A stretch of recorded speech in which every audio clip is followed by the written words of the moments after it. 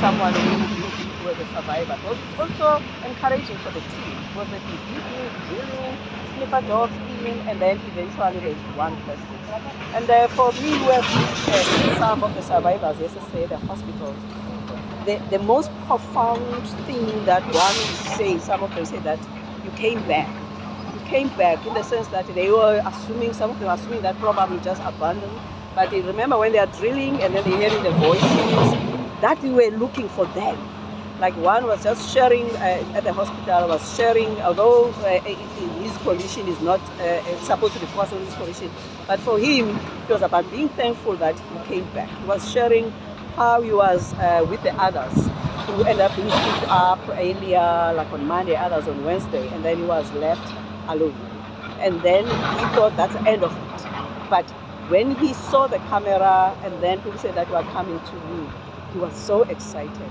But unfortunately, they said to him, we won't be able to reach you now, but you are going to come back. Because the whole scaffolds, according to him, were on top of his legs, and he was just lying on the back since, which is, since when, lying on the back, and there was a big slab in front of his eyes, because he said the way it was so close, when you keep on opening and closing your eyes, you can feel like what you are touching, because it's so dark. So they left and they took the others, because although they don't see each other, so they could be able to talk to one another.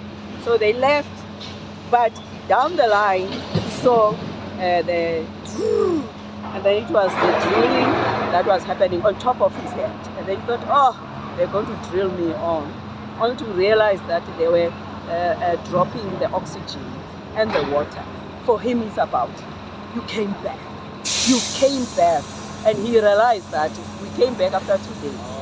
So they left the oxygen and the water, and they keep on drilling around. And that's when they came back. So for them, it's about not giving hope. And the other lady said that actually I could hear the voices, but the voices were about, you look for us. You were looking for us. You didn't give it up. So the excitement now for this patient is about, was the last ones that were taken out was Wednesday, because the other one was a disease. So when they had the live ones, that now on Saturday there's a live. It could be about that. Probably they were hearing us, because the lady there at the hospital said that we could hear the voices and we could hear you were looking for us. For me, I didn't mind even if I died at the time there, but that we were loved, you were looking for us. And I always remind people that you must understand that for the team, whilst we outside the public, we only hear when, for example, the bodies, when the forensic has confirmed that there's another body. With the team, with the rescue, who are digging in all of those, they might have identified that there is a body, or they'll bring the dogs, but to get, or human, there's a human. The dogs don't know there's a body, there's a human. And to get there, it might be 4 meters. Or it might be where they might do walkie on the go. Walkie on the go is about when they are digging, they have to also protect themselves and have put some slabs made of wood so that they could go through. So it might take a whole day for them to be able to reach out to that person, although they don't share in terms of the process, but it does get emotional. So for us, it's about, it might be the whole day process. So that's why it's an excitement.